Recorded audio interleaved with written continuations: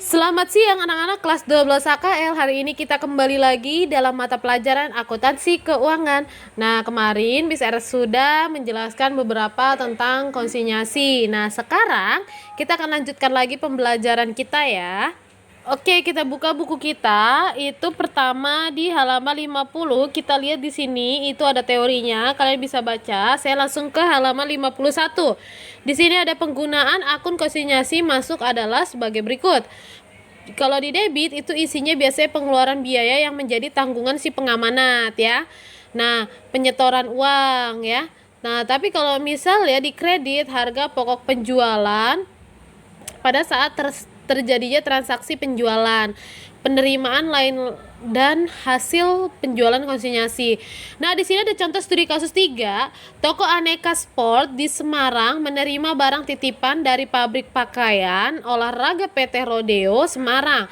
Transaksi yang terjadi selama tahun 2018 adalah sebagai berikut. Nah, ini adalah transaksinya. Kita akan buatkan jurnalnya ya. Nah, yang pertama kita buatkan jurnalnya. Yang pertama transaksi tanggal 2. Menerima 250 pasang pakaian olahraga dari pengamanat. Nah, kalau misalnya menerima kan itu masih barangnya, jadi belum ada transaksi. Terus lalu tanggal 4 Februari membayar ongkos kirim yang belum dibayar oleh PT Rodeo. Ingat ya, di sini PT Rodeo itu sebagai pengamanat dan toko Aneka Sport ini sebagai si komisioner ya. Belum dibayar oleh PT Rodeo sebesar 750, berarti masih yang kita tanggung ya, masih kita ibaratnya tuh masih kita yang menanggung.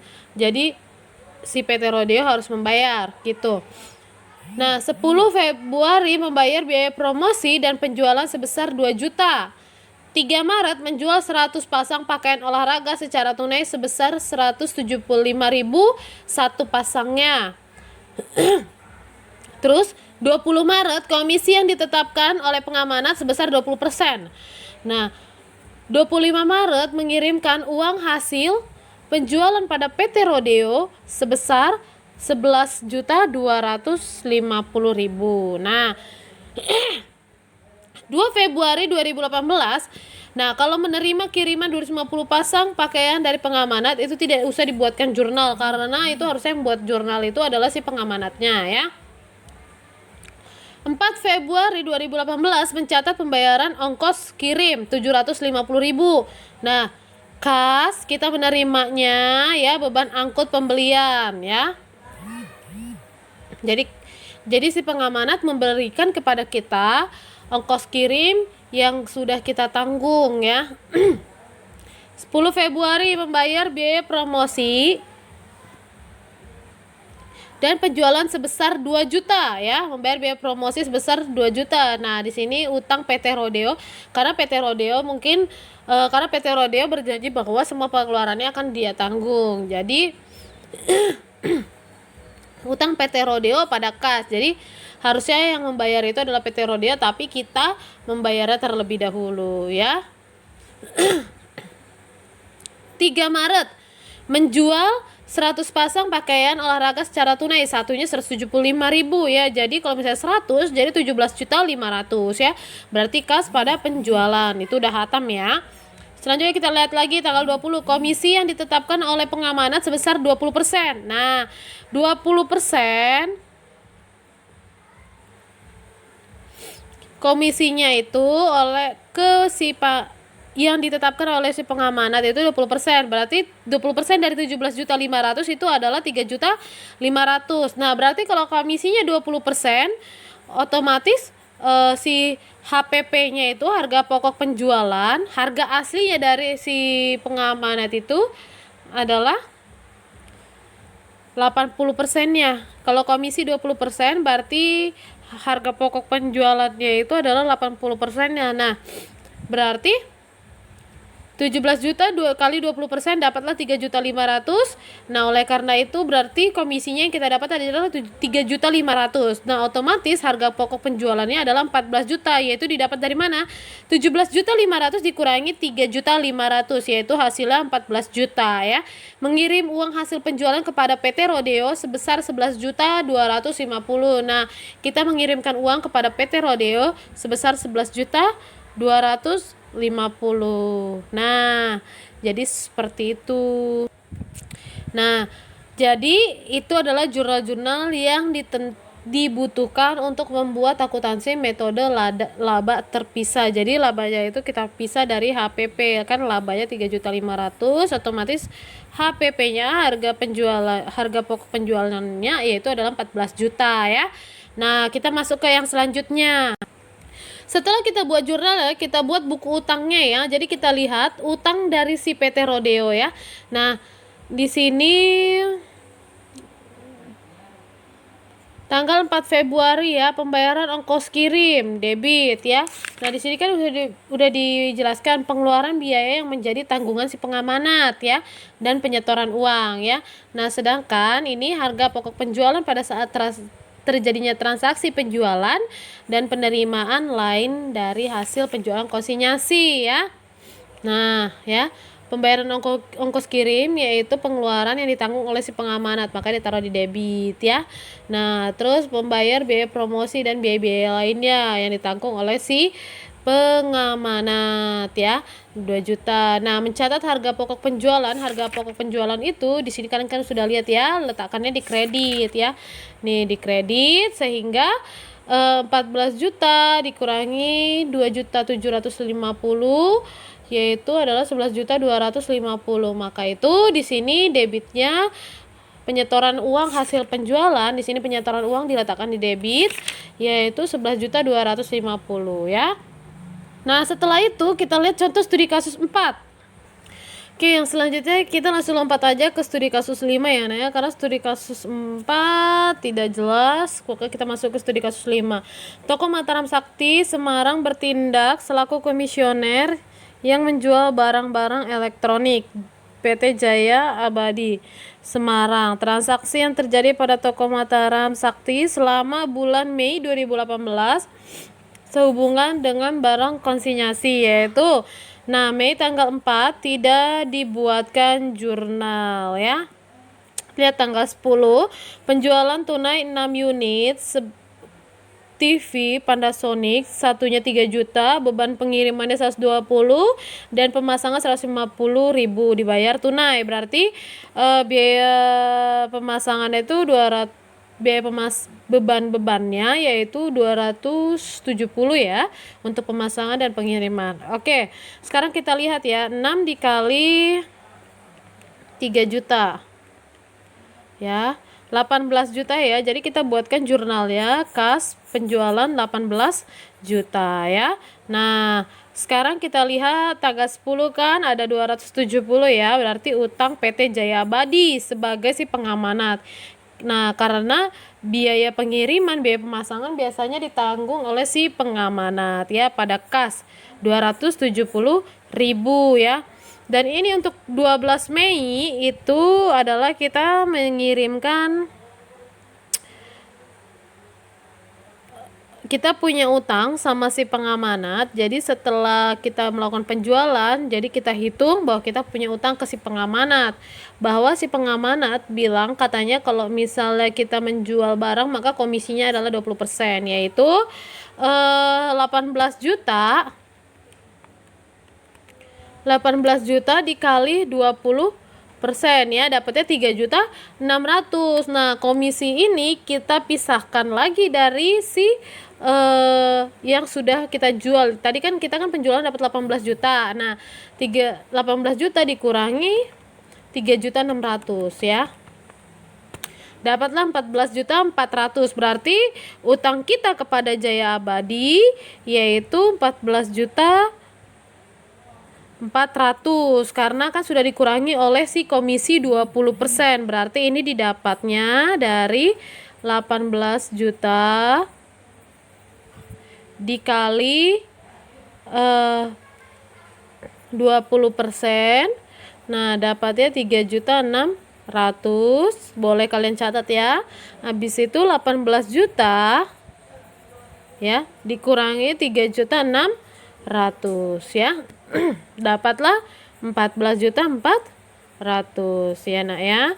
Nah, seperti itu. Nah, setelah itu di tanggal 6 kayaknya kita ada penjualan lagi nih, 10 televisi dengan harga 3 juta dan beban pengirimannya 200.000 ya. Berarti tadi juga dibilang sama dia bahwa pembayarannya dalam 15 hari ya.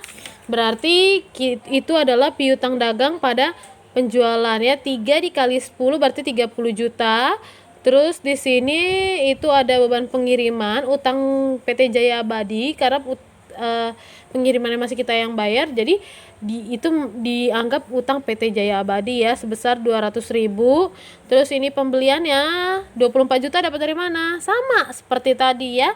Jadi ini kan dapat hasil penjualannya kan 30 juta ya, 30 juta dikali 20%. Nah, dapatlah 6 juta. Berarti 30 juta dikurangi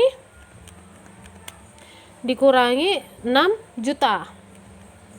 Nah, 24 juta. Berarti di sini itu 24 juta akunnya pembelian pada utang PT Jaya Abadi. Nah, ini adalah utang kita, hasil barang yang sudah kita jual untuk PT Jaya Abadi. Nah, kita mengirimkan uangnya tuh ke si PT Jaya Abadi ya. Jadi hasil penjualannya ini nih untuk 2 tanggal ini kita kirimkan ke si PT Jaya Abadi, yaitu pada tanggal 31 Mei 2018 ya. Karena kan 15 hari kan. Di sini kan dibilang tadi kepada toko Mataram Sakti pembayarannya adalah 15 hari ya, berarti kita membayar 15 hari kemudian. Nah, ini kan dari tanggal 16 Mei ya, berarti 15 hari kemudian adalah tanggal 31 Mei ya. 38.400 ini dapat dari mana? Yaitu didapat dari ini sisa utang kita setelah dikurangi oleh komisi 24 juta ditambah dengan yang 14.500 yang sudah penjualan pertama dikurangi dengan si komisi tersebut ya. Nah, jadi itu hasilnya 38.400.000 itu didapat dari 24 juta ditambah 14.400.000 ya. Nah, oke, sekarang yang selanjutnya itu kita mau lihat perbedaan pencatatan penjualan konsinyasi yang dicatat terpisah dan dicatat tidak terpisah ya. Di sini ada keterangannya, kalian bisa baca ya. Toko Wijaya Elektronik menerima komisi 25% dari hasil penjualan. Seluruh ongkos angkut lokal yang dikeluarkan oleh Toko Wijaya Elektronik diganti oleh si pengamanat. Toko Wijaya Elektronik diberi kelonggaran untuk menentukan syarat-syarat pembayaran kepada langganannya. Nah, akan tetapi tanggung jawab pengumpulan piutang sepenuhnya terletak Toko Wijaya Elektronik. Harga jual yang ditetapkan adalah 2 juta untuk setiap buah pesawat TV. Nah, di sini ada pencatatan tokonya. Penerimaan barang komisi dari PT Toshiba berupa 100 buah pesawat TV untuk dijual dengan harga 2 juta ya. Dijual dengan harga 2 juta. Tanggal 1 September sampai tanggal 30 September dijual 100 pesawat TV dengan harga 2 juta. Komisi penjualan atas barang tersebut adalah 25% ya. Nah, nih dibayar ongkos kirim untuk 100.000 buah TV adalah 50.000.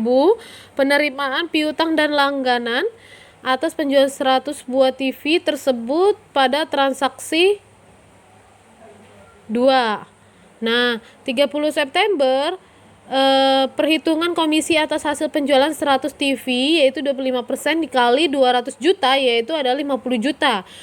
Penerimaan perhitungan hasil penjualan 100 TV kepada PT Toshiba dan sekaligus pengiriman uangnya sebesar 145 juta. Jadi di sini itu kita membayar pengeluarannya, kita membayar pendapatan kita kepada si PT Toshiba ya. Tapi sudah dikurangi dengan komisi dan beban lainnya ya. Penutupan pendapatan komisi laba atau rugi. Nah, di sini kita bisa lihat perbedaannya antara transaksi penjualan konsinyasi dicatat terpisah dan dicatat tidak terpisah ya. Di sini yang nomor 1 itu penerimaan barang dari PT Toshiba itu tidak dijurnalkan tapi di memorandum aja ya. Terus yang selanjutnya dijual 100 pesawat TV dengan harga 2 juta, komisi penjualan atas barang yaitu adalah 25%. Nah, dijualnya kan 200 juta. Jadi kalau misalnya dicatat terpisah, jadi dia dicatat terpisah, tidak digabung ya untuk dia sendiri. Jadi ini 200 juta dia sendiri ya. Jadi harus dicatat terpisah gitu kan. Terus kalau misalnya dicatat tidak secara terpisah itu digabung, ini piutang dagang pada penjualan. Nah, di sini kita udah lihat ya pembelian pada utang Toshiba. Nah, di sini itu tidak terpisah, jadi digabung antara komisi dengan si yang kita dapatkan tadi kan dibilangnya komisinya adalah 50 juta ya di sini. Jadi 150 juta ini didapat dari 200 juta dikurangi dengan 50 juta. Jadi dapatnya lah 150 juta ya. Jadi itu bedanya. Jadi kalau di sini itu hanya si pendapatannya aja sebesar 2 juta. Nah, kalau misalnya di sini itu nggak dipisah, jadi dikasih keterangan bahwa di bawahnya harga pokok penjualannya atau yang sudah dikurangi dengan si komisinya adalah 150 juta ya. Terus yang selanjutnya adalah dibayar ongkos kirim untuk 100 buah TV ya sebesar 50.000 ya.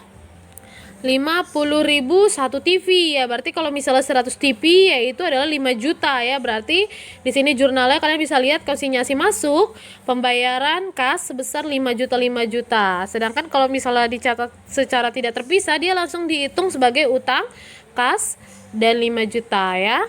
Terus yang selanjutnya adalah penerimaan piutang dari langganan atas penjualan 100 TV ya kan, transaksi. Nah, penerimaan berarti si langganan memberikan pembayarannya ya sebesar 200 juta ya. Jadi seperti itu kita menerima uang sama ya jurnalnya. Terus kalau misalnya untuk perhitungan komisi atas hasil penjualan 100 TV. Nah, kalau misalnya tadi yang dicatat tidak secara terpisah itu sudah dimasukkan ke sini. Jadi kalau misalnya di sini sudah tidak usah lagi dibuatkan jurnal karena dia sudah di sini. Jadi dia sudah dikurangi di sini ya. Nah, kalau misalnya ini konsinyasi masuk, biaya komisi, pendapatan komisi dibuatkan karena di sini dia belum ada. Jadi di sini harus dibuatkan ya. Harus diperhitungkan ya. Terus yang selanjutnya adalah penutupan pendapatan komisi ke laba rugi ya. Barang-barang komisi sebesar 100. Nomor 6, pengiriman perhitungan 100 buah TV kepada PT Toshiba sekaligus pengiriman uangnya sebesar 145 juta ya. Nah, kita memberikan hasil ke si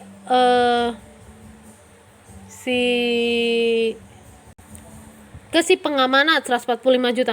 Kalian tahu nggak ini kenapa 145 juta? Nah, ini itu didapat dari 200 harga keseluruhannya yaitu 200 juta dikurangi dengan komisinya, kan tadi komisinya 50 juta, berarti sisalah 150 juta ya. Nah, ini ada biaya angkutnya sebesar 5 juta, berarti 200 dikurangi 50 juta dikurangi 5 juta, maka hasilnya dapatlah 145 juta. Jadi hasil penjualannya dikurangi dengan komisi dikurangi dengan biaya angkutnya, jadi sisanya 145 juta ya. Ini juga utang pada kas, jadi barang-barang komisi pada kas, jadi kita mengirimkan uang ya. Terus selanjutnya penutupan pendapatan komisi ke laba rugi ya, yaitu 50 ya. Kita tutup lagi. Kalau di sini udah nggak usah karena dia sudah ditutup di sini. Kalau di sini kan ditutup tuh ibaratnya dikurangi. Kalau misalnya di sini kan sudah dikurangi dia ya, sudah dihitung. Nah, oke. Di sini barang komisinya itu apa aja ya, yaitu 200 juta sama seperti yang tadi ya. Terus ini ongkos angkut, komisi penjualan pengiriman kas ya. Tadi yang di depan ya, yang Miss bilang kalau debit itu yang masuk apa aja, kalau yang kredit apa aja. Nah, ya tadi Miss Erin sudah jelaskan. Sekarang kalian kerjakan tugas Nah, untuk tugas hari ini itu kalian kerjakan studi kasus 3 dan studi kasus 4 ya. Nah, kerjakan di buku besar seperti biasa. Untuk PH3 itu pembelajaran materi yang minggu lalu ya. Nah, yang ini belum Miss masukkan ke dalam PH3, hanya yang minggu lalu aja ya. Itu aja dari Miss. Miss harus ucapkan terima kasih bagi kalian yang masih memperhatikan setiap video-video yang Miss buat. Tetap semangat, jaga kesehatan. Ingat, kalian tinggal beberapa bulan lagi. Jadi jangan sampai kenapa-napa. Dan untuk kalian yang suka berkelana atau berjalan-jalan keluar, tolong dikurangi ya, karena kalian kelas 12. Jadi diibaratkan Miss Eres takut terjadi apa-apa sama kalian ya. Hanya itu aja dari Miss Eres. Miss Eres ucapkan banyak-banyak terima kasih. Rajin dalam mengerjakan tugas. Jika kalian kelelahan, istirahat sebentar baru bisa kalian lanjutkan lagi dalam belajar ya. Itu aja dari Miss Ernest. Terima kasih.